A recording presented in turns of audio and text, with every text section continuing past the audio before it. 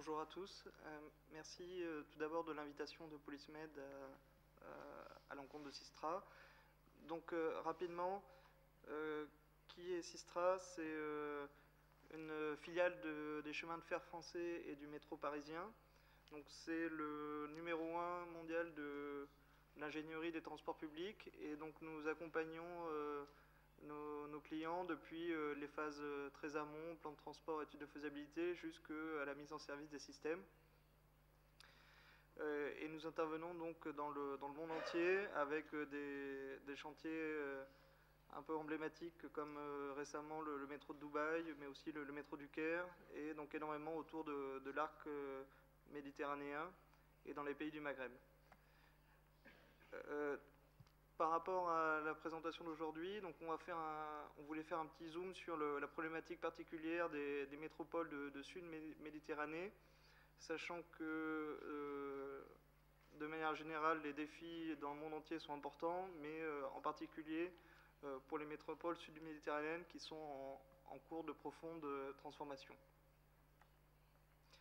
Donc quelques données, donc là on va retrouver un petit peu les éléments qu'on avait vus dans les différentes présentations. Donc on est sur des très fortes croissances de la population urbaine, même s'il y en a certaines villes type Tunis qui commencent à se stabiliser. Une part de la population qui est très jeune. On évoquait au début du séminaire la notion de jeunesse et aussi de besoins démocratiques. Et on est vers une diminution tendancielle de la taille des ménages, donc qui correspond à des tendances qu'on a vues dans d'autres pays développés. En termes de morphologie urbaine, donc même s'il y a des différences assez importantes d'une ville à l'autre, on retrouve quand même la même typologie avec des villes qui sont relativement denses, la plupart du temps une médina, un centre historique, un centre économique et historique qui est souvent en déclin, notamment parce qu'il est touché par les différentes nuisances des transports, mais pas seulement, et donc les ménages qui ont tendance à se péri-urbaniser, pardon. En première couronne, souvent, on a une maille urbaine qui est bien structurée, avec donc souvent c'est des planifications qui ont lieu dans les années 60-70. La plupart du temps, on a des centres économiques qui sont développés en deuxième couronne, et au-delà de ça, on a une tendance à l'urbanisation qui est galopante au niveau des franges urbaines, avec des zones pavillonnaires, des quartiers populaires, beaucoup aussi de bidonvilles, et une tendance donc à l'étalement urbain. Donc en termes de transport collectif aujourd'hui, on a souvent des réseaux de bus classiques, entre guillemets, dont l'image est dégradée, qui souffrent de sous-investissement chronique, et après une phase de privatisation au cours des années 90, on se retrouve avec des modes informels qui ont pris souvent le pas sur le réseau de transport de bus classique, et qui représentent à la fois beaucoup d'emplois pour les gens qui le font, mais aussi beaucoup de nuisances, et surtout qui présentent un domaine difficile à réguler, puisqu'on est face à une multitude d'opérateurs. On retrouve aussi des emprises ferroviaires existantes, mais peu utilisées, ou alors des modes obsolètes. Donc ça, c'est souvent des héritages du passé, où on a type au Caire avec le tram d'Héliopolis, ou alors dans d'autres endroits avec des anciennes voies ferroviaires qui sont aujourd'hui peu ou pas utilisées. Et en parallèle, ce qu'on voit, c'est ce sur quoi on voulait mettre l'accent, c'est le réseau de TCSP moderne en développement, donc TCSP comme transport commun en site propre, avec des réalisations historiques, le métro du Caire, le tramway de Tunis, mais à côté de ça, de nombreux projets qui sont en train d'émerger dans les différents pays du Maghreb et de l'arc européen, donc avec le métro d'Alger, le tramway à Rabat, à Casablanca, à Alger, et en Algérie aussi tout un programme de développement du tramway, et des projets programmés ou à l'étude, donc le réseau ferré à Tunis et le métro à Damas en particulier. Donc là, c'est pour donner quelques images. On a vu au cours des années 90 vraiment les bus décliner et se faire prendre le pas par le transport informel. On y reviendra, mais le problème de fond, c'est que les transports en commun urbains sont structurellement déficitaires. Si je parle d'un point de vue purement financier, il est quasiment impossible d'assurer un grand équilibre, c'est-à-dire de financer à la fois l'investissement et l'exploitation. Donc les transports en commun nécessitent un investissement de la collectivité en continu pour assurer l'exploitation en particulier, et ça veut dire que les bénéfices ne sont pas directs, rentables d'un point de vue financier du terme, mais par contre c'est pour la collectivité et l'ensemble de l'agglomération important, en termes de bénéfices indirects. La mobilité, je ne vais pas y revenir, on est sur une mobilité qui est aujourd'hui encore relativement faible, mais qui augmente fortement. Donc on est à des parts modales qui sont encore majoritairement marche à pied et transport en commun, mais un taux de motorisation qui augmente fortement, une mobilité qui augmente fortement, sachant que la mobilité, le nombre de déplacements par jour et par personne est directement dépendant de la croissance économique. Une part modale TC des transports en commun historiquement importante, mais qui revient aux transports artisanaux et qui a tendance à baisser en lien donc avec l'augmentation de la motorisation. Je pense que l'exemple de Tunis qu'on donnait juste avant est assez exemplaire par rapport à ça. Donc les défis pour les métropoles sud-méditerranéens, on les a articulés ici en 3 points. Il y a tout d'abord répondre aux besoins de mobilité croissants pour faire face à la fois à la croissance démographique et pour permettre le développement économique et humain. Maîtriser le développement urbain pour rendre l'attractivité au centre-ville, maîtriser l'usage des sols et limiter l'étalement urbain, en particulier dans les pays du sud-Méditerranée où les ressources, notamment environnementales, sont limitées, en particulier en eau et en termes de terres agricoles. Et donc également prendre en compte les nouvelles contraintes de l'environnement et de l'énergie. Donc ça implique de lutter contre la généralisation de la congestion routière, mais également de limiter les émissions de gaz à effet de serre. Ce qu'il faut voir, c'est que par rapport à la collectivité, l'ensemble des dysfonctionnements d'un système de mobilité ont des impacts très lourds, que ce soit en termes purement économiques, mais également par rapport au bien-être de la population.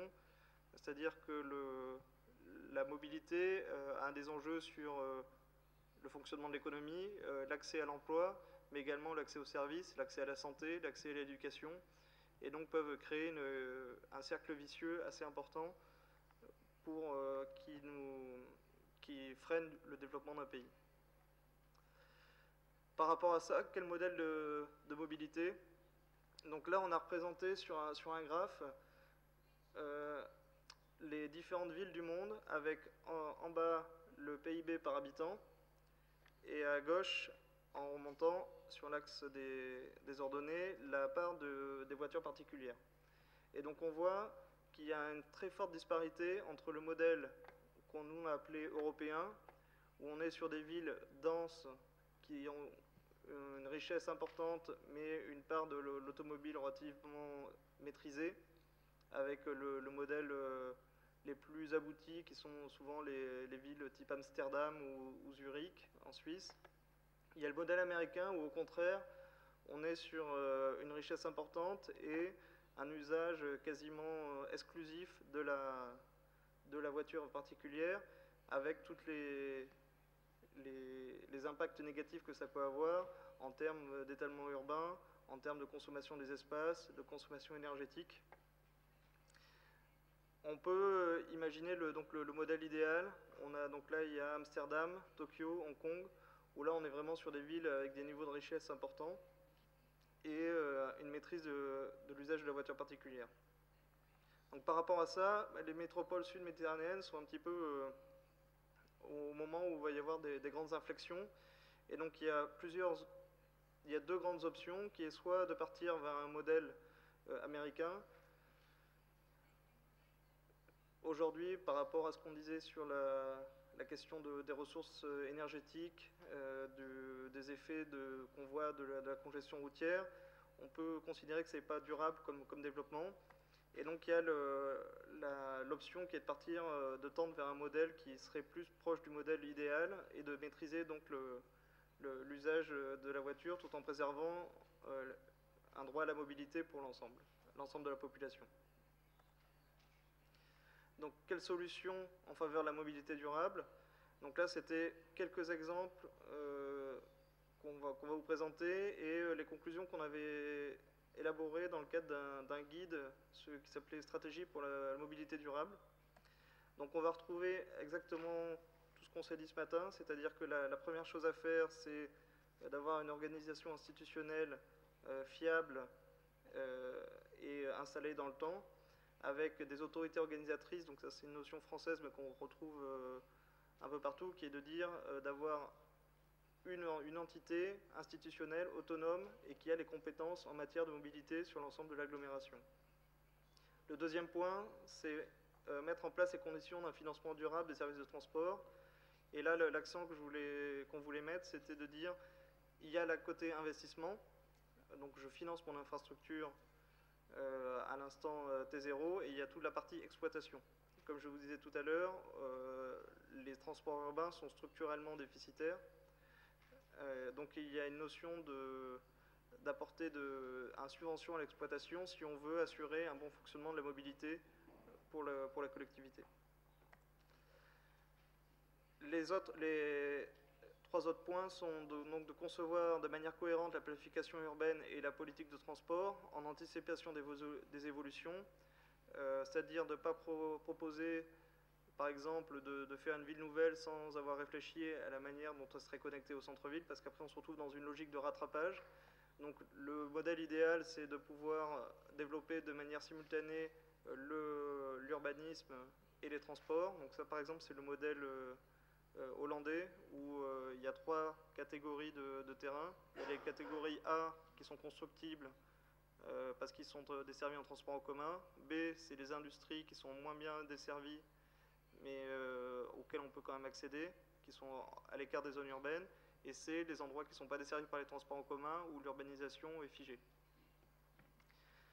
L'autre aspect, c'est de développer un réseau viaire dans une optique de partage de la voirie. C'est vrai qu'on a une tendance forte, et en particulier en France, mais partout ailleurs, à concevoir les transports en commun et la voirie de manière séparée. Une opportunité, lorsqu'on crée une nouvelle voie, c'est de prévoir une place pour le transport en commun, avec par exemple des voies réservées pour les bus ou autres. Et enfin, donc de limiter le mode de développement des modes motorisés individuels. Donc ça passe souvent par une restriction du stationnement. Il y a aussi la question de la taxe, des différentes taxes qu'on peut appliquer au niveau de l'achat des véhicules individuels.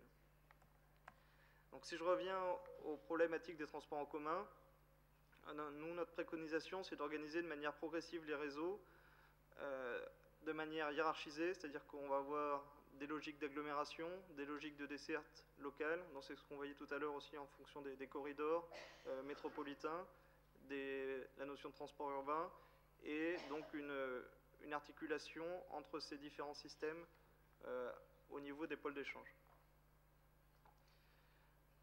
Donc la pertinence d'un transport collectif en site propre, à grande capacité, donc c'est quelque chose quand même qui ressort comme une nécessité aujourd'hui au niveau des différentes métropoles sud-méditerranéennes, dans le sens où on a des besoins importants. Donc l'avantage, c'est que c'est un transport qui est à la fois capacitaire, efficace, rapide, et c'est une alternative crédible à la voiture particulière et à la congestion. Aujourd'hui, on va avoir une augmentation du niveau de richesse, une augmentation du taux de motorisation. Si les transports en commun n'assurent pas le défi d'être compétitifs par rapport à la voiture particulière, on aura un report modal sur la voiture particulière et pas sur les transports en commun. C'est un peu ce que disait tout à l'heure l'agence du Grand Tunis. L'objectif, c'est déjà de maintenir les parts modales actuelles. Aujourd'hui, on est déjà quand même sur un usage des transports collectifs important, donc il y a aussi un enjeu de répondre à cette demande-là. À terme, on va avoir des pressions de trafic qui sont à la hausse, donc on va besoin d'avoir des éléments capacitaires et une rentabilité socio-économique élevée des projets à l'étude. Rentabilité socio-économique, c'est de prendre en compte à la fois le gain en termes de financier direct de recettes, mais également le gain pour l'ensemble de la société. Donc c'est là où on va monétariser les en termes, par exemple, d'émissions de gaz à effet de serre, le gain en termes de sécurité routière, le gain en termes de gain de temps. Et donc ça permet de faire un calcul pour identifier vraiment la valeur de la rentabilité socio-économique du projet. Donc les choix de différents systèmes, donc ça c'est quelque chose de une présentation assez classique. Donc en bas c'est la capacité. Donc en fonction du flux, on va avoir des systèmes qui auront des besoins d'avoir des vitesses commerciales plus élevées. Donc au début, il y a la question du tramway capacitaire, où là on est sur des corridors, soit des villes relativement importantes, soit des corridors secondaires. Le BRT, à condition qu'on ait de la place. Le BRT 2 fois 2 voies, mais on voit que c'est quelque chose qui n'est pas adapté pour les villes du Maghreb en particulier par rapport à ce qu'on disait sur la question de la place. Le métro lourd. Et on voit qu'en fait, chaque mode de transport répond à des besoins différents, d'où le besoin d'articulation entre les différents modes. Par rapport à notre expérience de bureau d'études en transport public, donc dans les pays sud-méditerranéens, il y a deux choses qui sont imposées, qui sont tout d'abord le tramway capacitaire ou super tramway, donc ça reprend un petit peu le tramway qu'on connaît en Europe, avec une dimension encore plus capacitaire. Donc par exemple le tramway de Rabat, c'est 2 rames de tramway accolées par rapport à celui qu'on connaît par exemple à Rome. On va aller vers aussi des stations fermées comme on voit à Istanbul ou comme dans le projet de Casablanca. Et donc des flux importants avec des fortement capacitaires qui permettent de desservir les zones denses, avec une image aussi de modernité, c'est-à-dire d'apporter de la modernité aussi dans les transports en commun et pas seulement subir et avoir une clientèle captive. Une fiabilité, régularité, confort d'utilisation, donc ça c'est par rapport à l'usage mais aussi par rapport au rendement économique. Le potentiel de revalorisation urbaine, donc ça on verra par rapport aux images d'après, et des capacités de financement accrues. On pense notamment aux coopérations nord-sud et à l'investissement que peuvent avoir les bailleurs de fonds ou éventuellement le secteur privé dans les infrastructures de transport. Le tramway capacitaire, donc là c'était l'exemple de Tunis.